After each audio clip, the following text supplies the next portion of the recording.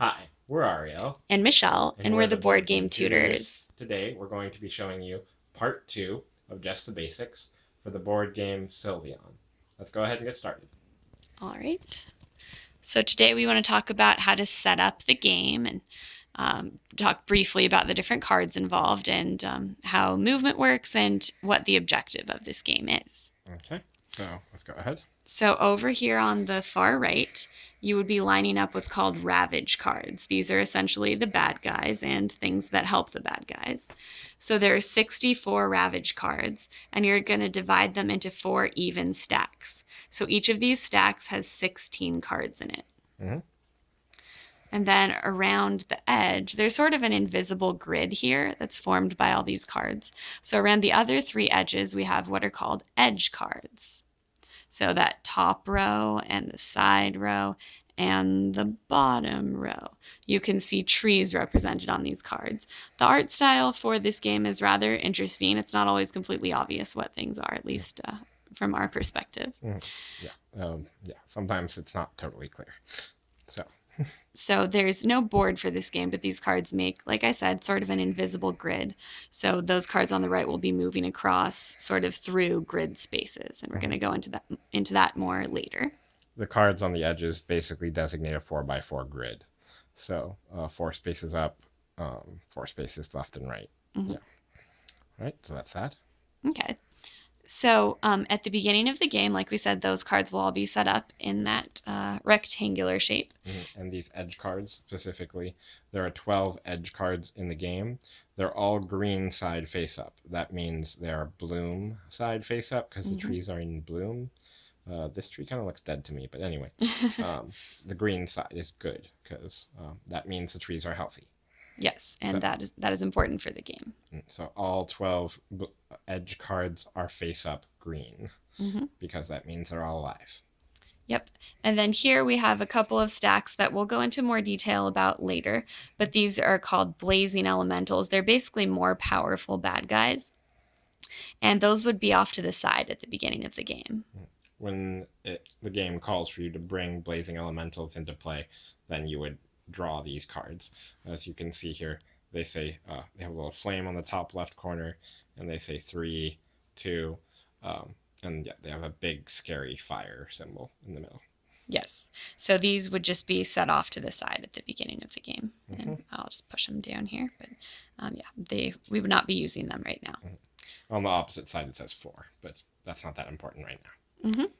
And then up there is the stack of Sylvion cards. In our previous video, we talked about mobilization. And during the mobilization phase, you will have created this deck of Sylvion cards. So it's not all of the cards that are available, but these are all of the cards that will be available within your game. So that's going to change every time, which is one of the random elements that helps make the game interesting every time you play it. So in a 2-player game, how many cards do you draw, Michelle? You would each start with 6 cards. This is where it's a little bit different from the solo game. And as we said in our previous video, we'll just be talking about the 2-player version because that's the version of this game that we've played. So, and there's one important thing that we need to discuss right now. We're not going to go tons into describing all of the Sylvion cards just yet. That'll be a separate video. But what's the most important thing they need to know for these cards that are in your hand, Michelle? So we'll each be playing Sylvion cards on our own turn. And when I play cards, in order to enable me to play my cards, Ariel is going to have to get rid of cards from his hand to essentially pay for the cards that I'm playing. So at the beginning of the game, we both start out with 6 cards. If I want to play a card that costs 2, for example, Michelle would have to discard 2 cards out of her hand and put them in the discard pile. It's obviously not really a discard pile yet, but up there. next to the draw deck. So Michelle, point to the draw deck for me. This is the draw deck. This is where whenever we get new cards, that's where the cards will be coming from. And then next to it in the blank space right there, that's where all cards will be discarded. So Correct. Anything that you use. So let's say I had to pay for a card that cost 2. Michelle would have to discard 2 cards from her hand into the discard pile. So yes. That's the main important distinction that you have to take into account. You pay for your fellow players' actions. Right. And so we would each have our cards face up. We'd look at them together, and then we'd sort of figure out which cards we could spare in order to pay for whatever cards were important to play at that time. Okay, so that's the one important distinction we want to make about those. We're just going to put these aside for right now. We're not going to talk about them more in this video. So let's go ahead and talk about the objective of the game. Okay. So in the game, as Ariel said, these edge cards can be turned to their bloom side like they are right now, or they can be turned to their desolated side, which is bad, as it sounds like. And as you can see, it's basically showing a dead, burned tree. So the bad characters in this game, the elementals, are going to be traveling across the board from right to left, and they'll be trying to crash into the edge cards. So if they succeed in reaching edge cards, whenever they do, they're going to burn some of the trees, which means you have to flip the trees onto the desolated side. So the objective of the game is that by the end, you've either protected all of the cards, and they're back to their original state of all green. Yeah, you've protected them and they've stayed on that bloom side, or you've healed them and they've returned to the bloom side. So it's much more likely when you're playing a game that you will get cards damaged, tree cards damaged by fire, making it through your defenses. And so basically by the end of the game, any cards that have been turned desolated side face up, you need to heal these trees, flip them back over to their bloom side by the end of the game. Right. So in order to win the game, they all need to be flipped back to green the way they are right now. So you need to see green, and then you're good. Yeah. At the end of the game. If you see any red whatsoever on the trees, you lost.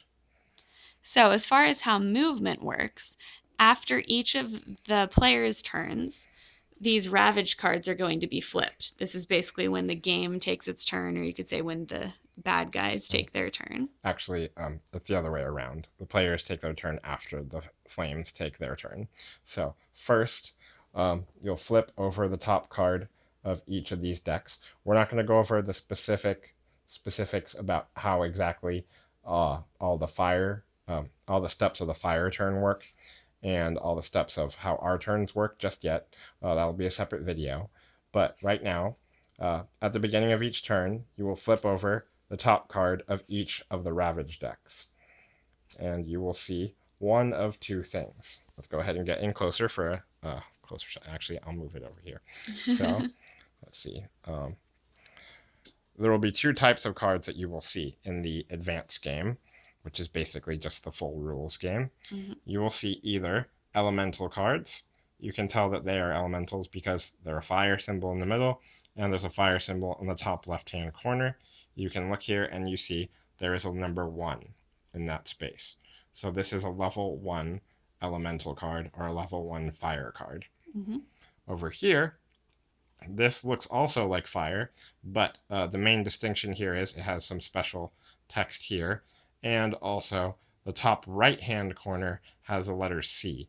So if you see a letter in the top right-hand corner, these are special effect cards. These are cards that modify the fire, make it stronger, make it move more, etc. So, or do bad things for you in general. So these are bad effect cards. These do stuff that hurt you. And these cards are the flames. These are the cards that are trying to burn your forest down. So let's go ahead and put these back where they belong, if I can manage that. Look at this one. Okay, get these cards back in place. Okay, so like we said, how does movement work, Michelle? Well, each turn, once you've flipped the Ravage cards that are on top, you'll resolve any special effects, which we won't worry about right now. And then you're going to move all of the elementals from right to left, one space each turn. So, obviously, we said this is a special effect. We're not explaining it right now, but all the elementals, all the fire, will move one space. So, 1, 1. And the way you would do this in general is you'd start from the top, go down to the bottom. Yes. So, the top one would move first, then the next one, then the next one, but that's not an elemental, then this one. Okay, so we're not going to go through all the steps of the fire, but basically, gradually, and sometimes not very gradually at all, the fire will move quickly across the board because, like we said, special effect cards will make the fire move faster, etc. So if the flames, so each turn they will go at minimum 1 space, and sometimes more. So each turn it will move again, and disregarding any special effects, once it reaches this card and hits it, then it moves onto this space, then this card is discarded, and, as Michelle will show you, that card is flipped to its desolated side because it was burned. Now, this was a level 1 fire. There are level 0 fire, level 2, level 3, and level 4 fire. Mm-hmm. So that would get discarded off to the side in the discard pile, and you can choose which edge card is flipped over by fire hitting it. So it doesn't have to be this card. You could pick this one. You could pick this one. It doesn't matter. Right. Yeah, it doesn't necessarily matter which ones you flip because anytime an elemental hits an edge card, you'll continually get to choose where they get flipped. Mm-hmm. So, and obviously, as you can see up here, I didn't move these. Whenever movement happens, the top card always starts, and top cards. So if there are multiple elementals in the top row, they would move first, then the second row, then the third row, then the fourth row. Right, and that would be top left, starting with the top leftmost card. So that's how movement works. And so as you can see, the flames will be getting to the forest sooner rather than later. It never happens. Only 1 space is moved, or it happens rarely. The fire only moves once. So what you're trying to do is set up defenders, block the fire from coming, put them out with water and fountains specifically, and protect these trees, and also regenerate the trees and heal them before the end of the game comes. Mm-hmm. So yeah, that is the basic setup of the game, the objectives and the explanations of what all these cards do. So in the next video, we will be discussing specifically all of the Sylvan cards, what their special powers are, what they do, how they help you fight off the fire, heal trees, etc. Mm-hmm. So yeah, thanks so much for watching this video. We hope you enjoyed the content of this video. Please like, subscribe, share this video with anyone you would like to share it with. And yeah, we will see you in the next video. All right, thanks so much for watching. You can also find us on BoardGameGeek.com as the Board Game Tutors. That's one word. And so you can look us up and see all of our content there, as well as on our YouTube channel. All right, see you next time, guys. All Bye, right, everybody. Thanks. Bye.